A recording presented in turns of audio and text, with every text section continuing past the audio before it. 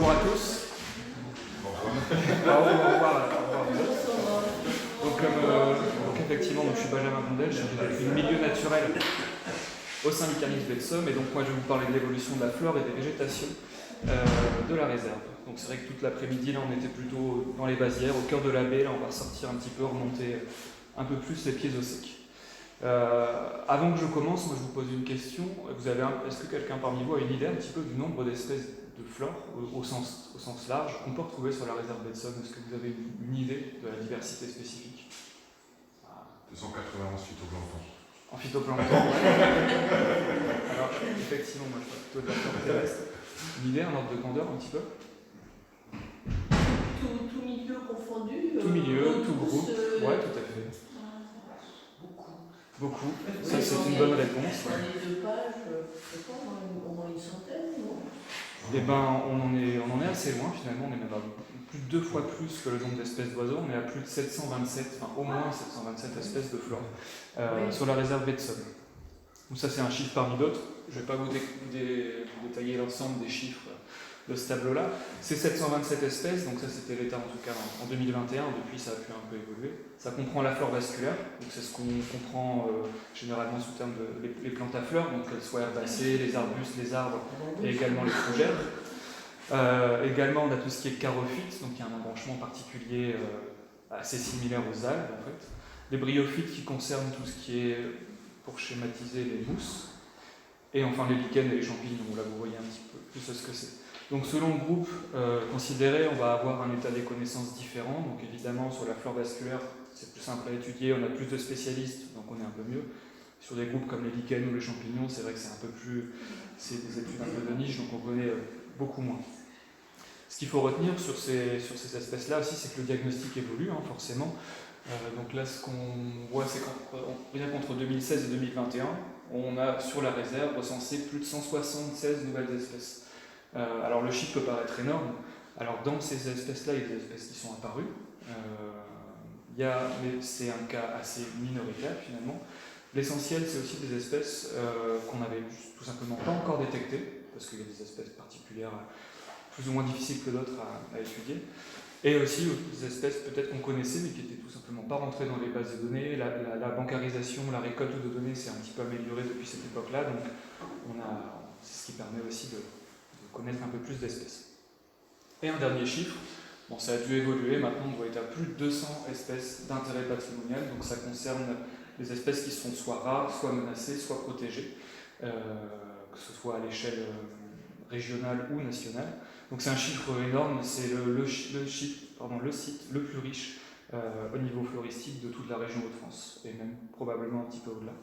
Et donc on est bien sur un site à un patrimoine floristique exceptionnel, donc ça c'est lié à une mosaïque de milieux très particulière, on en a un petit peu touché quelques mots aujourd'hui, et donc un enjeu majeur de conservation. Donc comme tu l'as dit tout à l'heure François, il n'y a pas que les oiseaux, il y a aussi la flore qui est un enjeu majeur de conservation sur la réserve. Je ne vais pas vous parler des 727 espèces en détail, je vous promets, mais juste 4, déjà, ce sera pas mal. Avec donc un premier pool de 2 espèces. Donc ça, c'est des espèces qui ont une niche écologique très restreinte. Donc en haut, l'Érythrée littorale, Centaureum littorale, et en bas, Carex trinervis, la lèche trinervée. Des espèces qui sont uniquement liées aux palmes dunaires, donc les zones humides dans les dunes. Et on voit bien que les deux espèces ont une répartition française vraiment extrêmement restreinte. Juste le littoral de Hauts-de-France et un petit peu aussi donc le sud-Aquitaine pour le Carex trinervis. Donc on se rend bien compte que la région Hauts-de-France elle a une responsabilité pour la préservation de ces espèces-là et dont la réserve baie de Somme. Et enfin 2 autres espèces qui ont donc en haut la pédiculaire des marais, Pedicularis palustris, et en bas Sagina nodosa, la sagine noueuse, qui sont 2 espèces donc à niche écologique un peu plus large. Donc la pédiculaire des marais, elle a besoin de zones tourbeuses ouvertes, on va dire, alors que la sagine noueuse, elle va finalement pouvoir profiter de pannes dunaires, de bords de plans d'eau inondables, de gravières, tout un tas de milieux en tout cas différents. Mais ce qui est remarquable sur ces 2 espèces-là, c'est que par contre, on voit bien une régression progressive de leur station à l'échelle française. Donc plus les points sont sombres, plus c'est des données récentes, plus les points sont clairs, plus ce sont des données anciennes. On se rend compte donc que la régression de ces espèces-là est assez massive à l'échelle française et que finalement, le littoral de Hauts-de-France reste encore un hotspot à l'échelle nationale pour la conservation de ces espèces. Encore une fois, je ne vais pas vous détailler l'ensemble des espèces présentes dans ce tableau, mais là, ce que j'ai fait figurer, c'est le nombre de toutes les espèces à enjeu vraiment le plus important, vraiment le haut du panier parmi les 200 espèces rares dont j'ai parlé tout à l'heure. Ce qu'on remarque, c'est que l'essentiel des espèces sont dans un milieu qu'on appelle les bas marais dunaires. Je vais vous en parler un petit peu après. Donc on retrouve les 4 espèces dont je vous ai parlé à l'instant, avec en plus par exemple l'Iparis de Lozelle, j'en reviendrai aussi, ou encore la grande douve, Ranunculus lingua. Ça c'est pareil, finalement, c'est une espèce qui en France est quasiment exclusivement présente dans la Somme. Si on s'écarte du département de la Somme, elle a des populations vraiment plus ou moins disparues partout, sauf encore chez nous. Et donc évidemment des milieux qu'on connaît un peu mieux, en tout cas qu'on imagine facilement, riches en flore patrimoniale qui sont tout ce qui est laisse de mer et présalé, les pelouses dunaires, j'en dirai un mot également, ou encore les dunes blanches, les milieux aquatiques saumâtres, également les milieux d'eau douce, et enfin les ourlets dunaires, donc les zones de transition entre les pelouses et les fourrés dunaires qui hébergent aussi quelques espèces à enjeu particulier. Donc je vous parle de bas marais, voici ce qu'est un bas marais, un exemple de bas marais. Donc là, c'est une photo prise il y a quelques années à 2-3 km d'ici sur l'Anse-Bidart, donc au plein ouest. Donc un bas marais, c'est une végétation herbacée qui est engorgée d'eau pendant 6 à 10 mois dans l'année, ça c'est très important.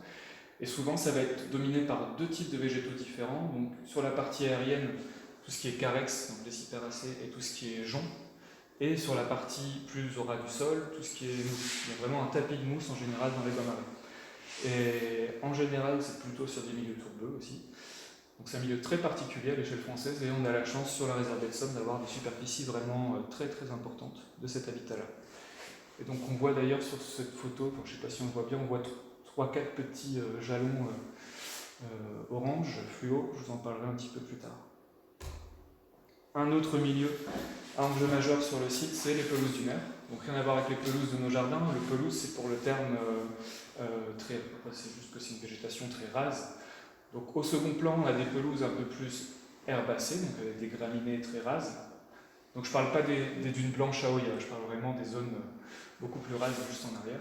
Et au premier plan, aussi une pelouse emblématique des milieux à fort enjeu du littoral de Haute-France, c'est les pelouses qu'on appelle bryolichéniques, dominées par une strate avec des mousses et des lichens, qui constituent donc un biotope très particulier, que ce soit au niveau flore ou également au niveau faune et entomofaune notamment. Et enfin un milieu aussi, vous connaissez un peu, bon j'ai choisi le plus esthétique, le présalé avec les lilas de mer, mais il y a aussi les obionnées, les salicorniers, les zones apuxinelles, enfin tout un tas de végétations de présalés différentes. Mais on est aussi sur un écosystème particulier pour la flore. Donc tout ce patrimoine-là est sous surveillance. Donc ce qui figure là sur cette carte, donc il y a une cinquantaine de petits carrés jaunes, c'est donc ce qui figurait tout à l'heure sur la photo, les petits jalons orange, c'est tout un réseau de placettes de suivi. Alors on a mis ça en place il n'y a pas si longtemps finalement, les premiers, en tout cas sur ce protocole-là, les premiers placettes de ce protocole-là doivent dater de 2019, donc on a encore peu de recul avec ce protocole. Mais sur ces placettes-là, tous les 2 ans, donc ça fait à peu près 50 mètres carrés, on relève la densité de végétation, la hauteur de végétation, le niveau d'eau éventuellement. Est-ce que la végétation est plus ou moins ouverte? Est-ce qu'il y aura des zones à nu ou pas? Et l'ensemble des espèces, on les relève, l'ensemble des espèces floristiques, et le recouvrement aussi de chaque espèce à l'intérieur. Donc ça nous permet, en accumulant les données au fur et à mesure des années, de détecter des éventuels changements dans la composition floristique sur l'ensemble de ces placettes. Donc on peut effectivement détecter des tendances à la baisse des niveaux d'eau ou baisse de l'hygrométrie, enfin, des espèces de zones humides qui vont progressivement disparaître. Ou au contraire, on peut aussi voir par exemple des trous dans la végétation qui vont apparaître, la végétation qui va être de plus en plus clairsemée, ce qui peut indiquer par exemple pour nous un surpâturage ou en tout cas une gestion inadaptée. Ou au contraire, on peut avoir aussi une végétation qui se densifie, les ligneux, les aunes, les saules par exemple, les arbousiers qui peuvent arriver. Et donc, selon l'objectif de gestion qu'on se sera fixé sur le secteur, ça peut nous permettre aussi d'avoir une petite alerte sur la gestion éventuellement à mettre en place. Donc, C'est vrai qu'on là on remarque que c'est essentiellement sur les parties dites terrestres. Bon, moi c'est plus mon domaine. On a aussi un suivi des végétations et de la flore qui se met en place sur les parties de présalé, mais je ne veux pas forcément l'aborder ici, c'est un cas un peu plus particulier, en tout cas c'est un protocole différent. Et à l'occasion donc de ces visites pour ces carrés-là, évidemment, on ne va pas juste aller observer les 50 mètres carrés, on en profite pour observer aussi l'ensemble de la flore à enjeu qu'on peut retrouver au sein de ces zones-là. Ça nous permet de tout simplement produire des cartes de végétation à enjeu sur les zones. Faut avoir en tête que sur pas mal d'espaces de la réserve des Somme, on est vraiment sur des tapis d'espèces protégées, des tapis ininterrompus. Là, sur ces cartes-là, on fait ressortir que le haut du panier, encore une fois. Là, c'est une carte du petit parcours. Là, on est juste ici. Il suffit de mettre un pied en dehors du petit parcours pour finalement parcourir un tapis d'espèces protégées. Donc on retrouve l'érythrée littorale dont j'ai parlé tout à l'heure. Il n'y en a pas d'autres que j'ai parlé tout à l'heure, si, la pédiculaire des marais, mais tout un tas d'autres espèces c'est tout le cortège qu'on appelle le cortège des bas marais, dont je vous ai parlé tout à l'heure.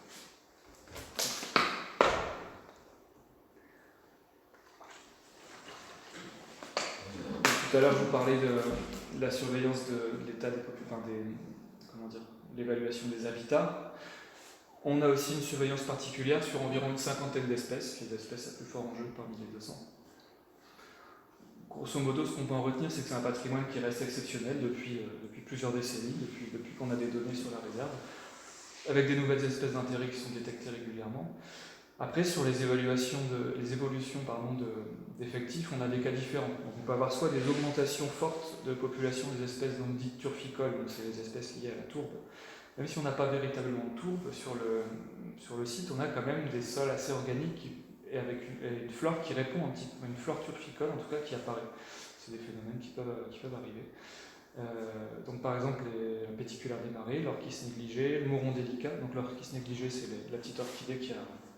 Quand je dis petite, ça peut quand même déjà faire cette taille-là quand elles sont bien mangées.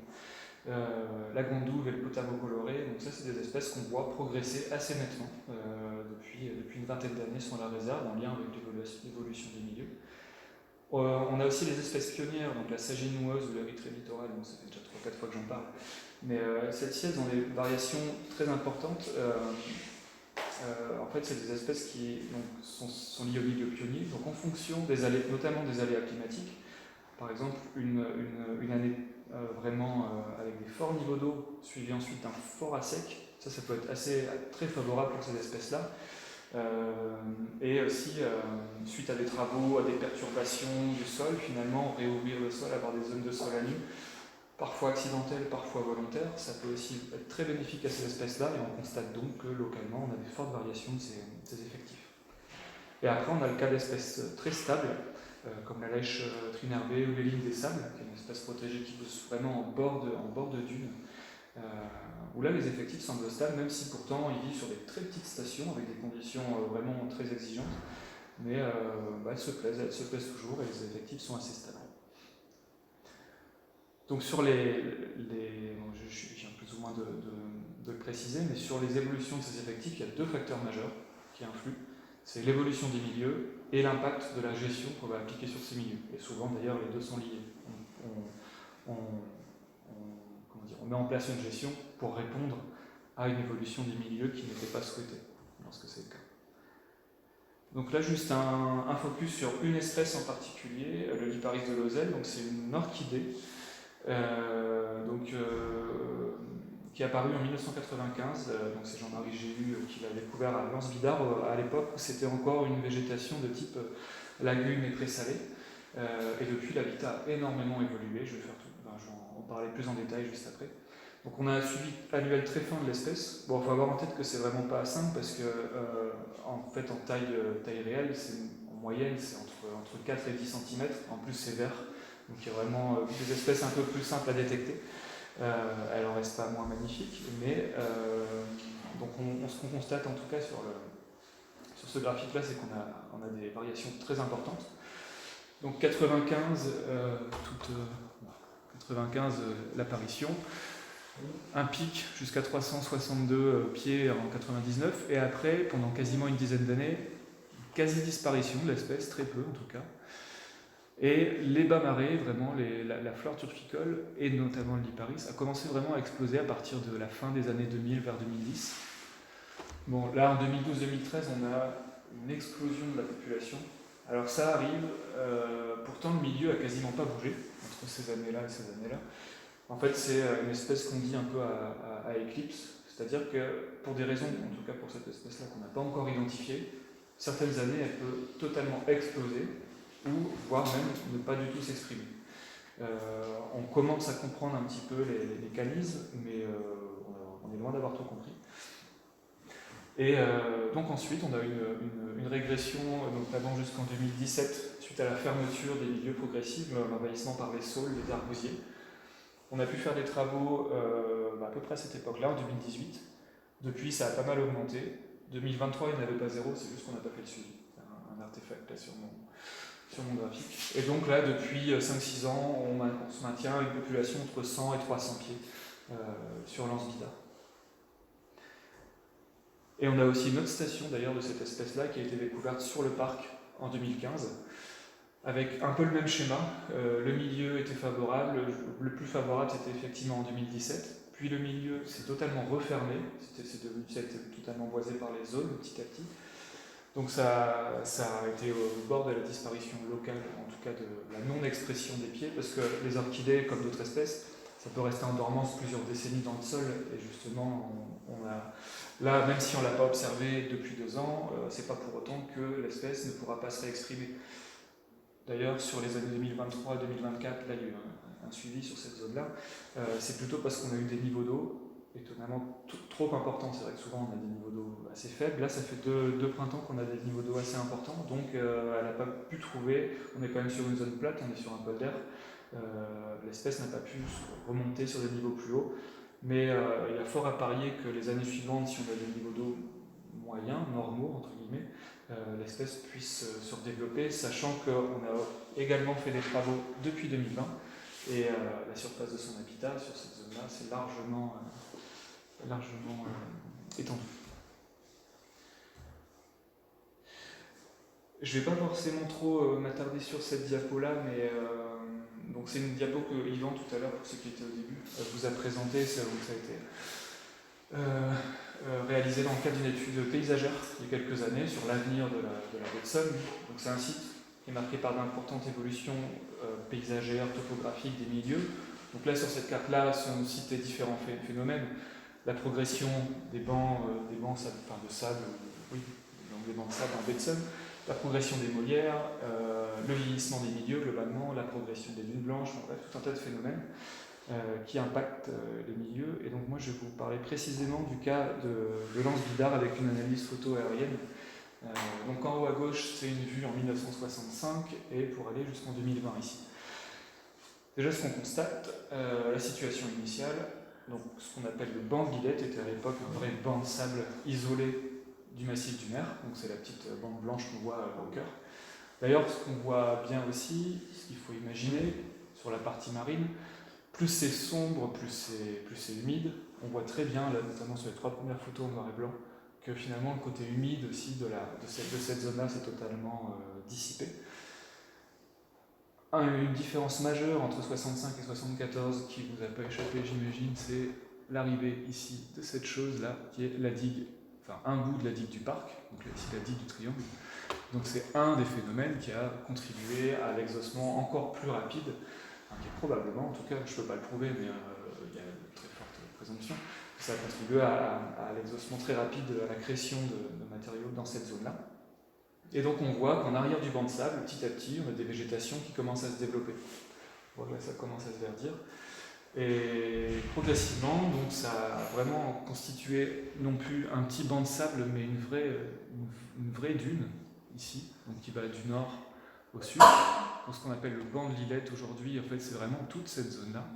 Et en arrière, l'anse Bidart, donc une anse en théorie, c'est une zone qui va être encore connectée avec la mer, donc c'était encore le cas ici, à cette époque-ci, donc pareil, du nord au sud, avec ici et ici également des jonctions avec la mer. On avait encore des apports assez réguliers, des échanges réguliers entre la mer qui pouvait accéder à l'anse Bidart sur certaines zones de forte marée.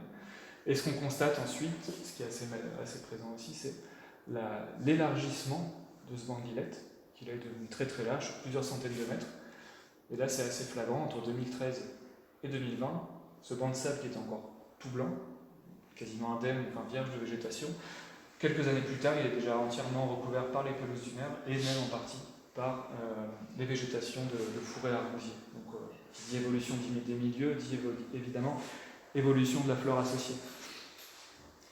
Donc, je ne vais pas vous décrire tout ce blabla là, parce que c'est un peu riche, mais c'est quelques éléments de. Donc, à gauche, c'est une description. Alors, je ne sais plus si c'est Benoît Toussaint du CBN qui a décrit la végétation, en tout cas l'état de l'Anse-Vidard en 1995.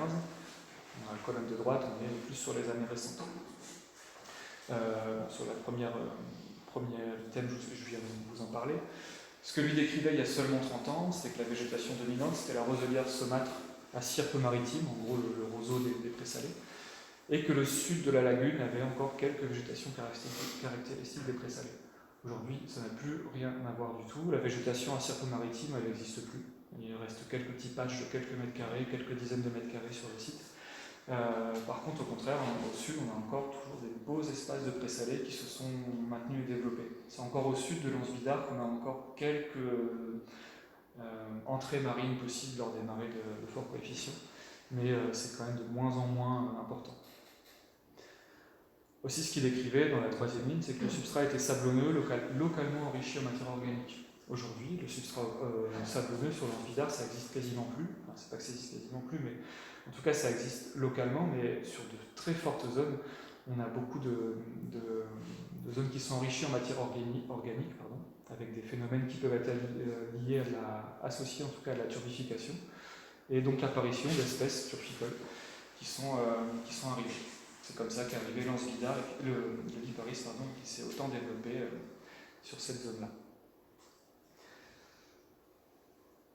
En étant un petit peu plus à l'ouest, sur la partie sèche, sur le banc-guillette, donc là c'est un peu ce que je viens de vous raconter, mais le flanc ouest qui était couvert sur plusieurs dizaines de mètres de large par une végétation typique de dunes embryonnaires. Ça aujourd'hui ça a quasiment disparu, la dune embryonnaire est vraiment très très restreinte, et par contre ces dunes embryonnaires se sont transformées en très vastes dunes mobiles, en tout cas ont évolué en vastes dunes mobiles. Elles ont évolué tant en surface qu'en localisation. Et sur la deuxième ligne aussi, ça c'est assez intéressant, le flanc est qui était très accidenté, légèrement en fixation, qui s'étendait jusqu'au bord de la lagune. Aujourd'hui, le flanc il est totalement fixé, c'est ce que je vous montrais sur la diapo. Ici, c'est que ça a totalement, entre sa description en 95, on était juste sur une dune de sable blanc. Aujourd'hui, on est au milieu des forêts d'arbousiers. Bon. Je pourrais vous parler de la même chose sur le parc, je ne vais peut-être pas vous faire le détail de l'ensemble des cartes, puis vous connaissez un petit peu, bon, sinon si on a le temps après, peut-être qu'on le fera. Mais bon, sur le parc, forcément, ça a un petit peu évolué avec la création de la digue et de l'évolution des milieux. Mais on a aussi les mêmes témoignages du conservateur botanique. Donc moi, je me focalise sur ce qu'on appelle la plaine aux mouflons, la prairie ouest, qui est cet ensemble ici, sur l'ouest du parc du Marcanterre.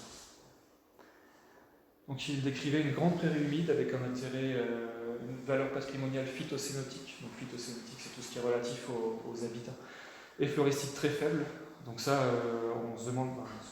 c'est vrai qu'aujourd'hui, ça paraît totalement très très étonnant, puisque l'intérêt floristique de ce site est vraiment exceptionnel. On a un des plus beaux bas-marais qu'on puisse avoir dans la région, en mosaïque avec encore quelques prairies humides, mais on a vraiment une zone vraiment majeure pour la conservation de la flore maintenant sur ce secteur-là. Et la dernière phrase aussi intéressante, les potentialités de cette prairie sont non négligeables, mais il n'est pas question de remettre ici en cause sa vocation ornithologique dominante. Aujourd'hui, on n'est plus du tout là-dessus. Finalement, ça s'est révélé être une zone très fort en jeu, comme je vous ai dit, floristique et phytocénotique. Et donc, dans la gestion, maintenant, on arrive aussi on concilie totalement la prise en compte de ces aspects floristiques et phytocénotiques, tout en maintenant aussi l'intérêt pour l'accueil des populations d'oiseaux d'eau.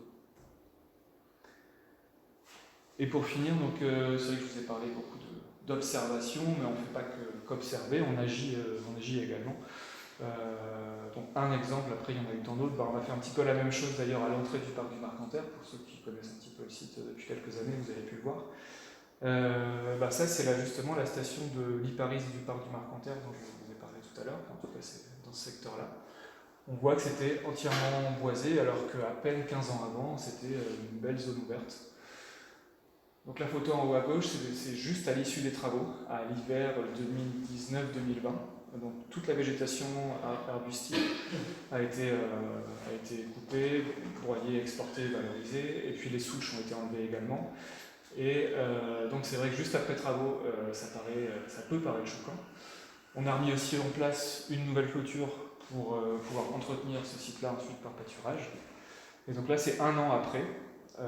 Donc là sur la photo on ne se rend pas forcément bien compte, mais je vous assure qu'aujourd'hui c'est vraiment un site vraiment, vraiment intéressant. Les bas-marais sont vraiment développés. Un tas d'espèces protégées aussi qui n'étaient pas forcément connues sur ce secteur-là se sont développées.